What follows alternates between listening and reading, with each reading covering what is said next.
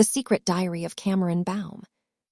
The proximity of Skynet's primary target causes a momentary lapse of logic in the T-1000. With a powerful sports car nearby, easily capable of catching our rental vehicle, she instead pursues us on foot.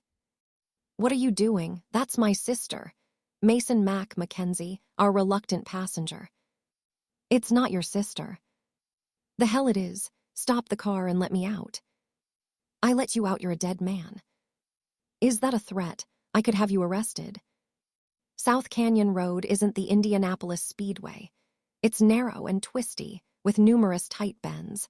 And John's adrenal levels are also undoubtedly high, what with the most fearsome of enemies in close pursuit.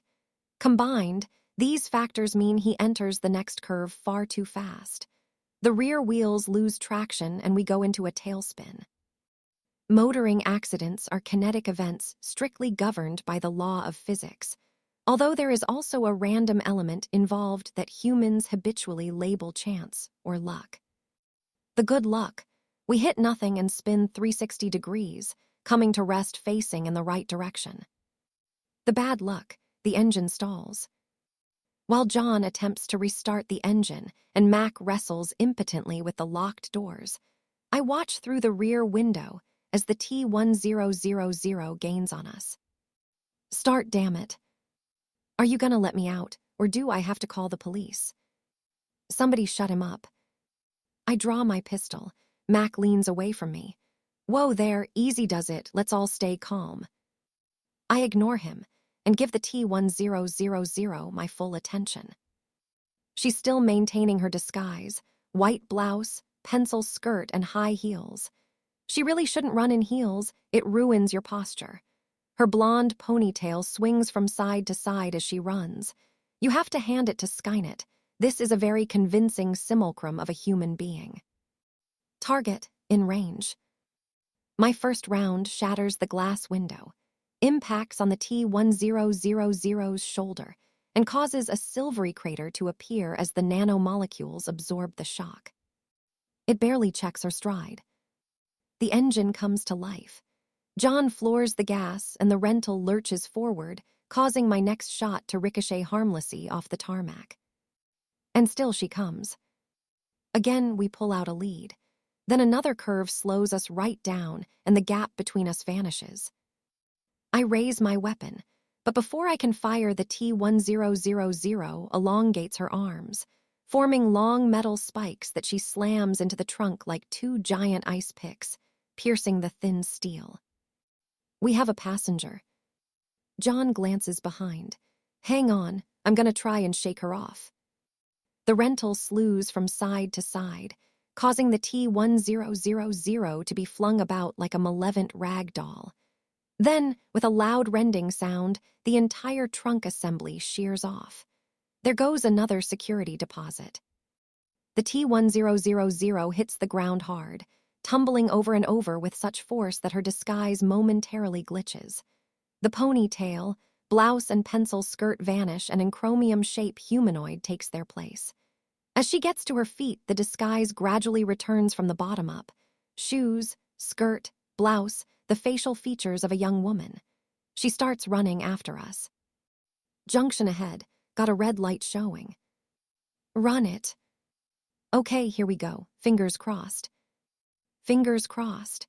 A literal crossing of the fingers, a physical gesture designed to ward off ill omens. It is centuries old, possibly Christian in origin, though with deeper pagan roots.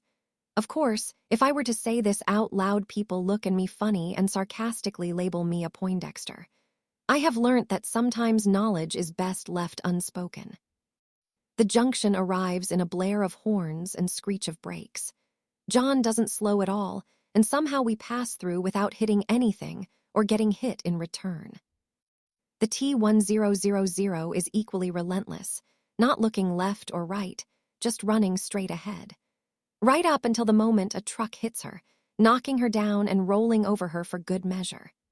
This time the humanoid structure seems to dissolve, becoming a spreading pool of mercury that the truck's wheels simply roll over like a particularly colorful puddle. Holy shit. Mac's voice, I don't suppose he ever saw his sister pull that particular trick. As the truck moves through the junction, the silvery puddle begins to regain shape, the molecules flowing upwards becoming human again, as other vehicles dodge around trying not to hit this strange female who has suddenly appeared in their path. She stares after us, expressionless and unmoving. I watch her all the way until a curve hides her from view. How we doing back there? Take the next right turn. What? No, I've got this. Road's clear. I can put my foot down. Take the next right turn, I insist. The T-1000 will now acquire a vehicle to continue the pursuit. Speed alone will not be sufficient to elude her. John sighs and begins to slow down. He takes the next right as instructed. I tell him to take a left, 2 more rights, another left. Finally, after several more random detours, I am satisfied the T-1000 will be unable to reacquire us and tell him he can stop. Where the hell are we anyway? Calabasas, approximately 30 miles from Santa Monica. The map appears in my HUD. We're a little red dot stationary in the middle of a housing estate. I change the dot to blue, matching the rental's coloration. It's the little details that matter. What the hell was that? Because that sure as hell wasn't my sister. Mac, sounding agitated and confused, as well he might. John turns round and asks, how much did he see? All of it. Might as well tell him. Are you sure? Don't see how we can spin this. Tell me what's going on here? Who are you people? What you saw was a T-1000 class Terminator, an artificial construct of mimetic polyalloy that can be manipulated to assume various forms. You're saying it's a robot? I smile thinly. Why does everything have to be a robot? A cyborg, a highly advanced prototype. Why did it look like my sister? The T-1000 most likely encountered your sister at an earlier date and assumed her appearance. Why, and where's my sister now? Insufficient data. Who does it belong to? Is it Chinese? Russian? Technically, the T-1000 originated here in America, although it doesn't align itself with any state. No way, I've seen our tech. That's way out of our league. Correct. In this time frame, the T-1000 originates in the future, arriving here via time travel. Mac gapes at me. I think I might have blown his mind. Pretty hard to take in, right? John says softly. You're insane. You're both insane. Remember what you saw. You think we could make that up to do what?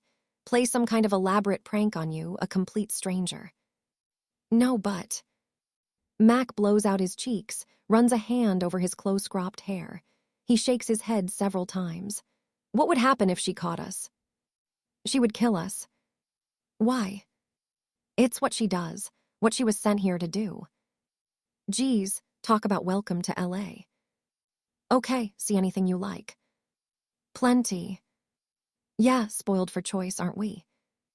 We're in the parking lot of a Calabasas mall, the rental parked under the spreading branches of a eucalyptus tree that helps shield the damage to the trunk from any curious eyes. We're on the lookout for a vehicle to steal to complete our journey, and there are rows and rows of them to choose from. That one, over there, the beige saloon. I look where John indicates. A middle-aged couple are just vacating their vehicle, the man pointing his key fob over his shoulder as he walks away, arming the security system. Both walk to the cart island and select the 2 largest carts, suggesting they're here for a big shop. When they return, we will be long gone, and so will their automobile. You're gonna steal their car, Mac, sounding an unwelcome, censorious note. John twists round in his seat. We're just borrowing it. Look, you can stay here if you want. Go to the police. Tell them what you saw.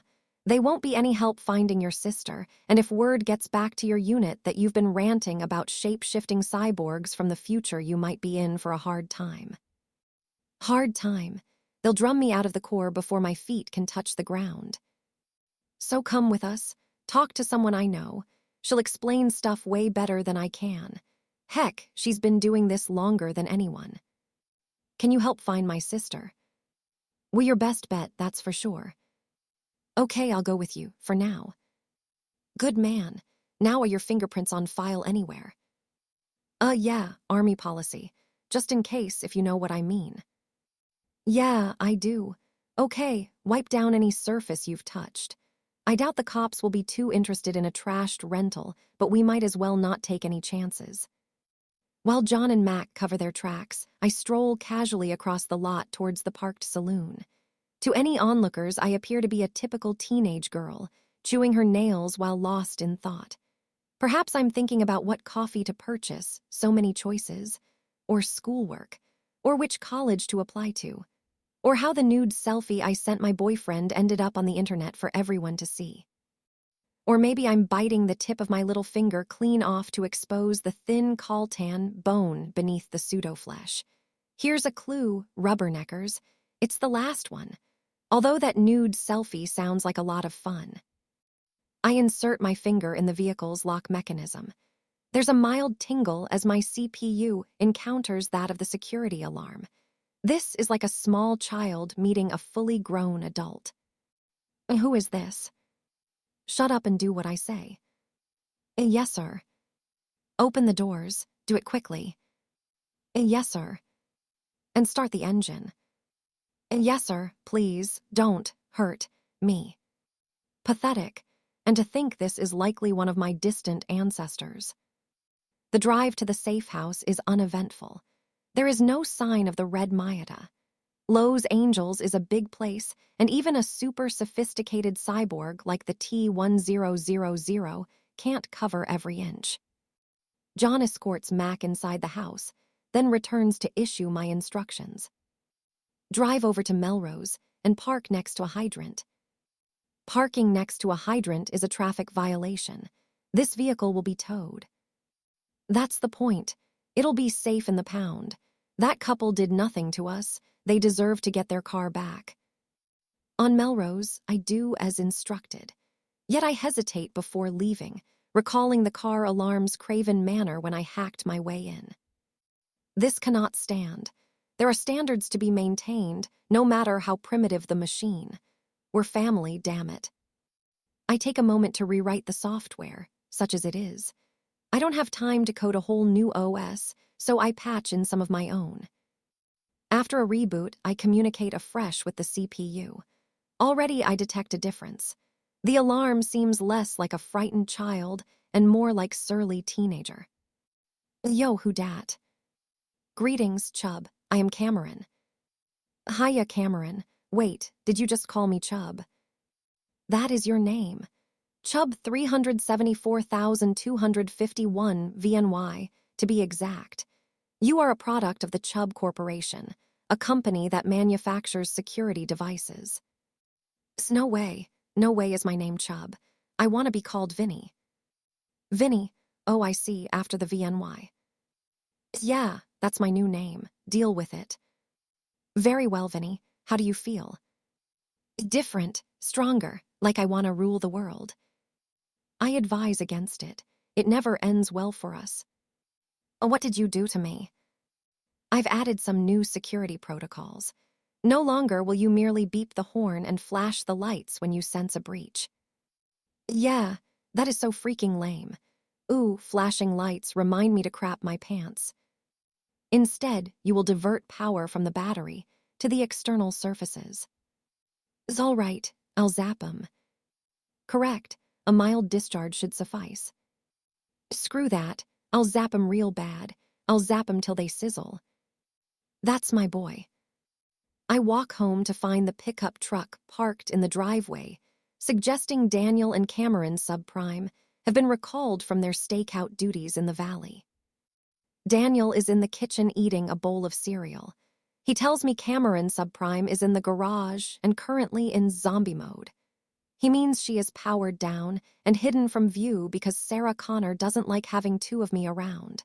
To be frank, she doesn't much appreciate one of me either. That tall guy you brought home. His name is Mac. He's in there with Sarah. She's spilling the beans. She's cooked him a meal. Hasn't the poor man suffered enough? What? No, she's telling him stuff, secret stuff. The door opens and John emerges. I saw you coming up the driveway, he says.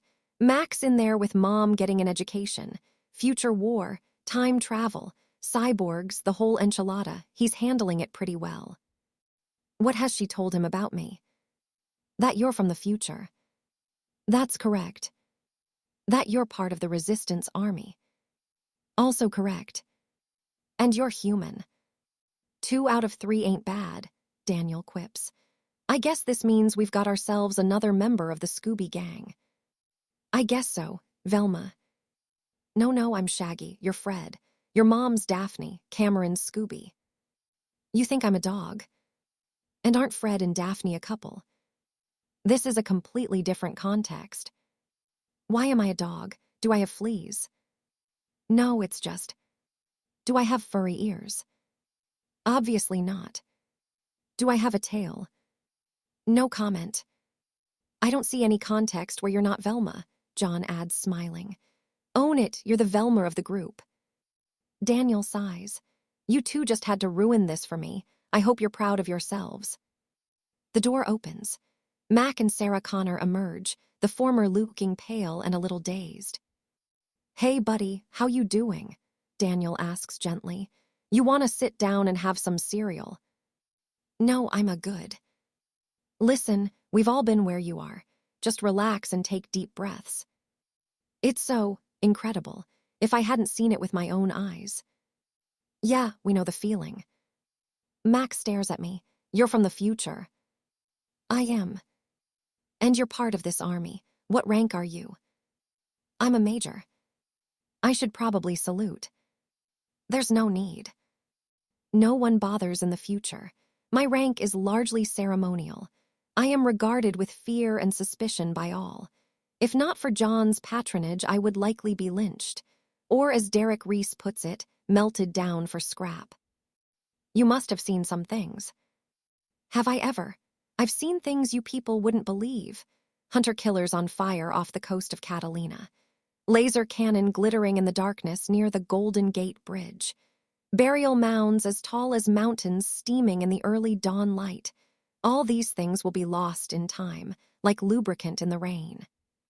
I've seen some things, I state simply. And you're there too, right? Mac points at Daniel. So I've been told. What rank are you? No idea. I flunked out of the Boy Scouts. Daniel invents a weapon that helps turn the tide of the war, I explain. Mothers name their children after him. Yeah, wait. Kids are named after me. I never knew that. Sounds kinda cool. Sarah Connor says, You'll stay here with us tonight. Do you have any things you need picking up? Things. Suitcase, clothes. I assume you're staying in a motel. No. My unit's in Fort Worth. I flew here from Texas, took a cab straight to Jen's house. I was going to wait for her there. That was your plan. Our folks figured she'd been brainwashed by some religious crazies. I was gonna free her and take her back home to Ohio. All on your own, and in one day. Hey, I'm 6'4" and 220. I do a little amateur boxing. I think I can handle a bunch of god botherers. I believe him, Daniel says through a mouthful of cereal. Know what? I think we've found our Scrappy-Doo. Mac has recovered his poise by the time Sarah Connor returns from the school run. He's had quite a day, most likely the worst of his life, yet is displaying a streak of resilience similar to that shown by John and his mother. Kudos. There is no Mason Mackenzie in my database of resistance allies. Pity. It seems the future could use more of his kind. Mia walks through the front door, drops her school bag and makes for the rec room, her sop after her scholastic endeavors.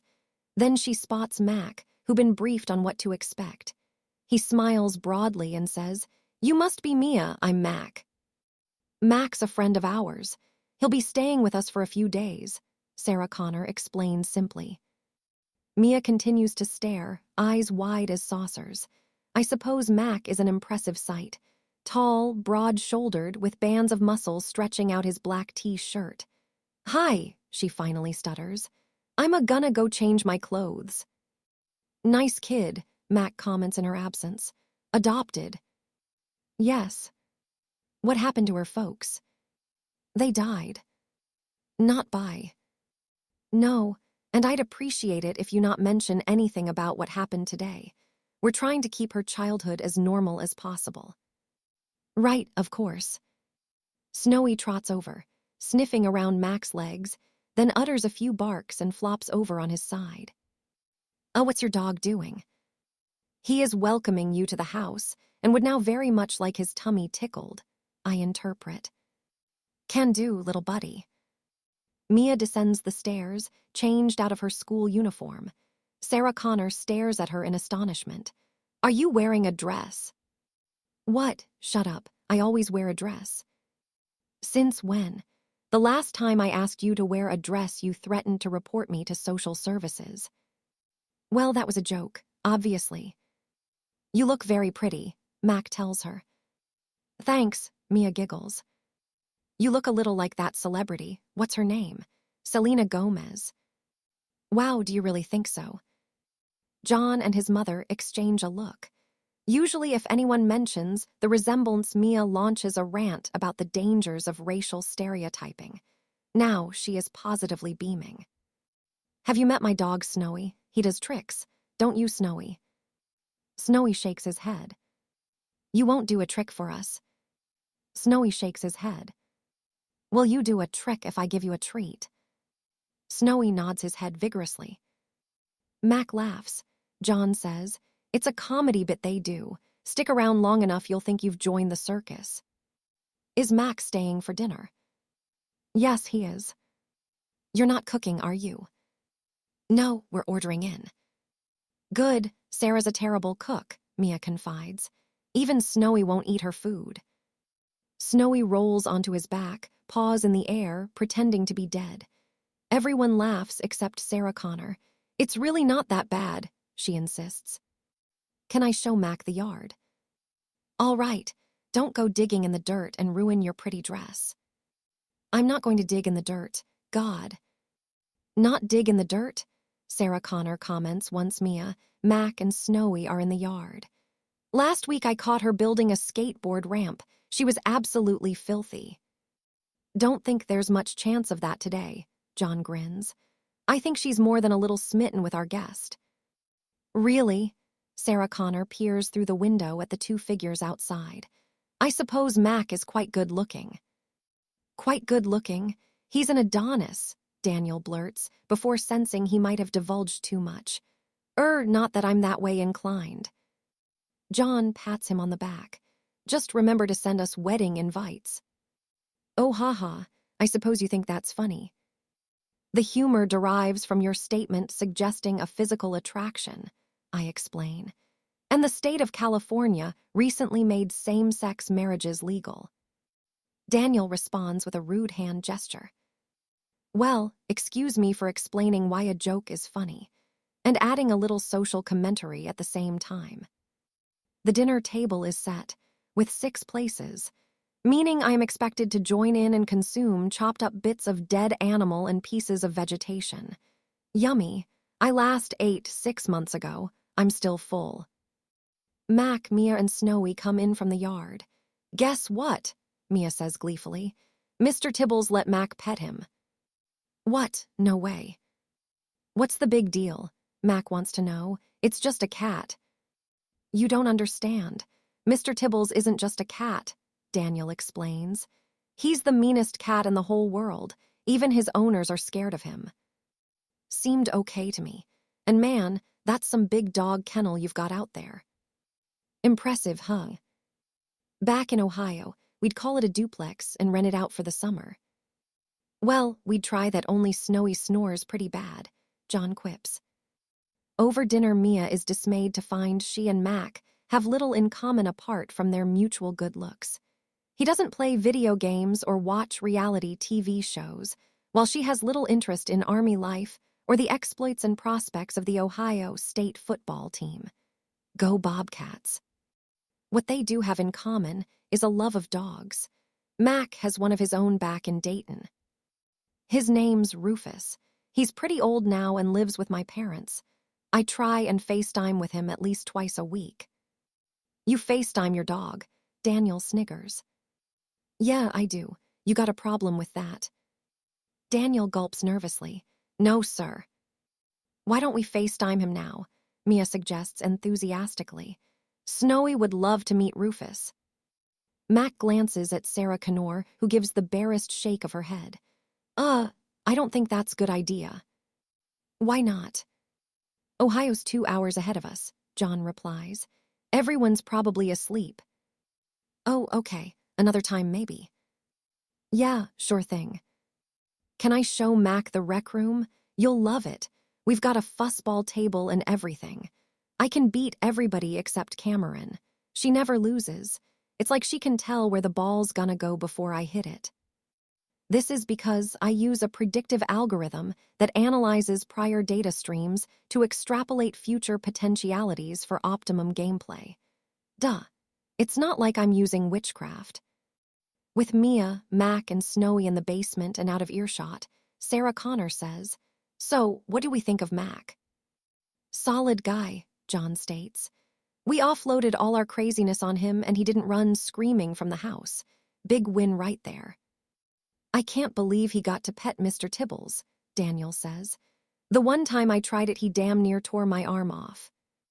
Mac knows our secrets and where we live. Maybe not. He was pretty dazed when we arrived, and he doesn't know LA very well. Still, he's a risk, especially if his sister turns up dead.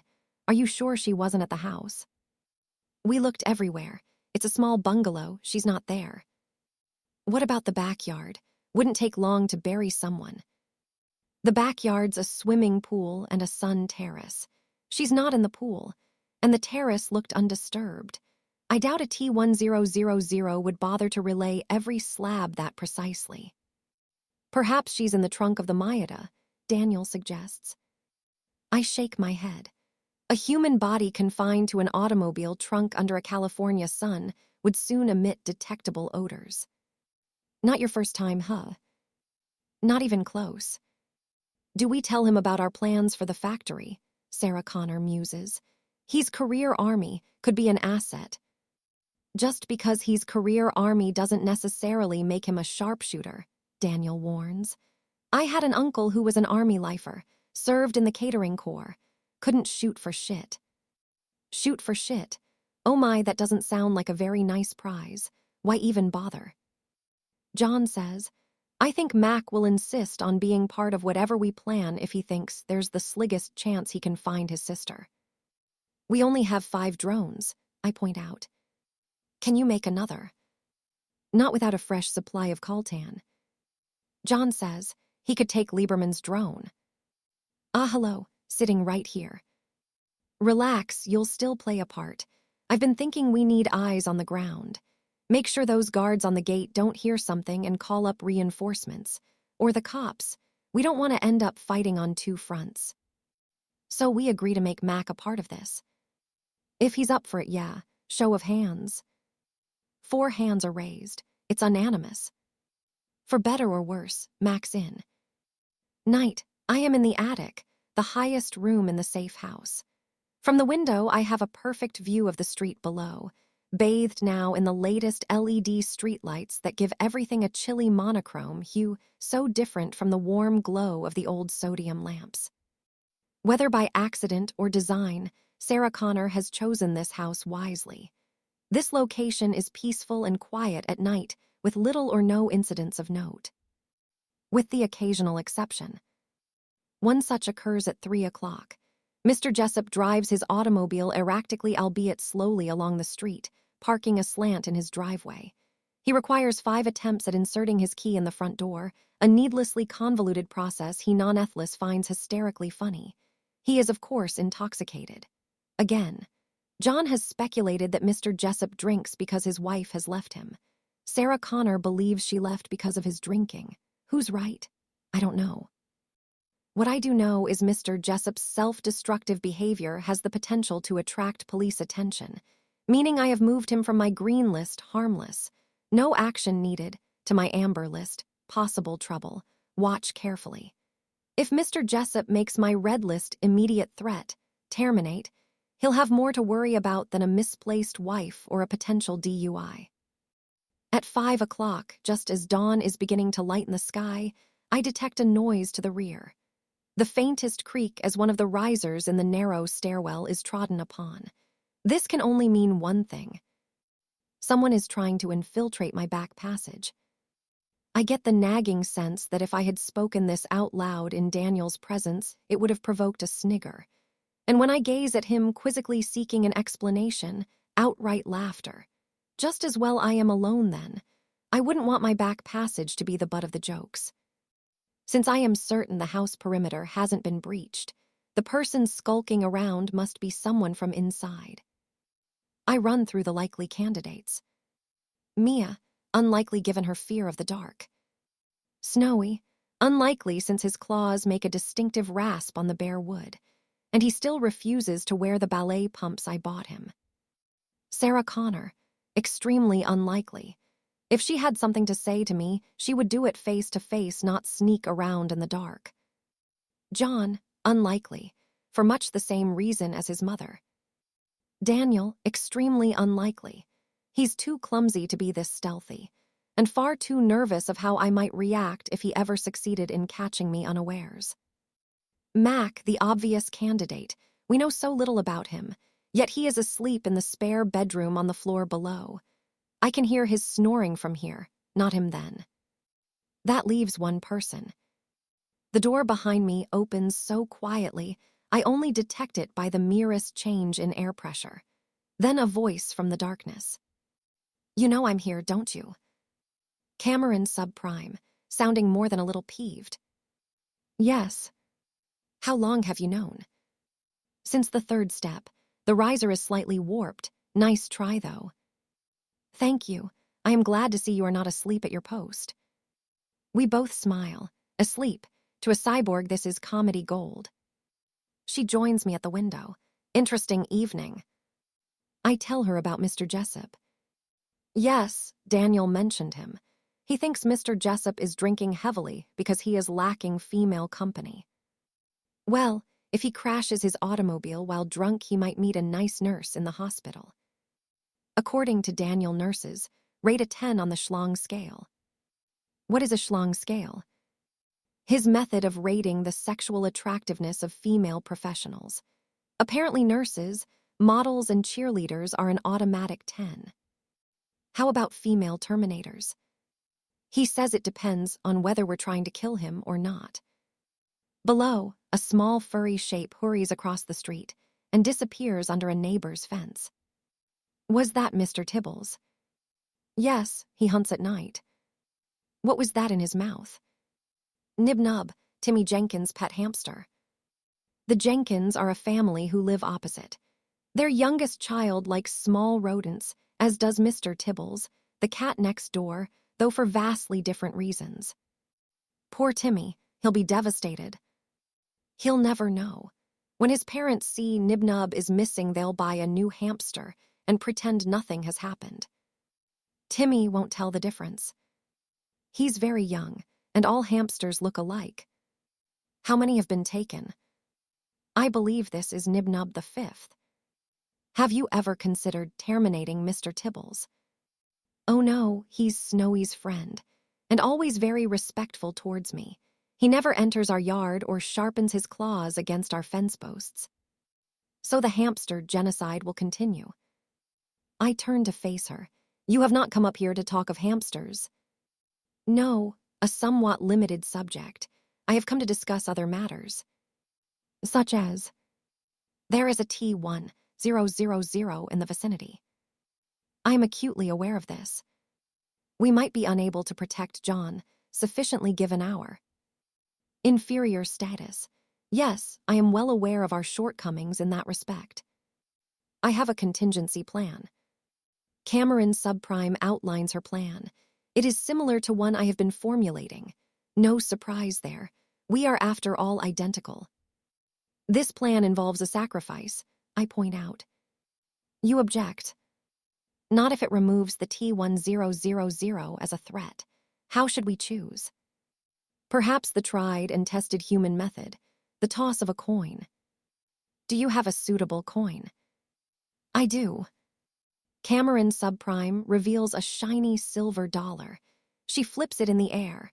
The coin rockets upwards and embeds itself in the ceiling. Whoopsies. She retrieves the coin and tries again, this time snatching it out of the air as it descends and slapping it against her palm. Your call. Heads. She lifts her hand. We both inspect the result. Very well then.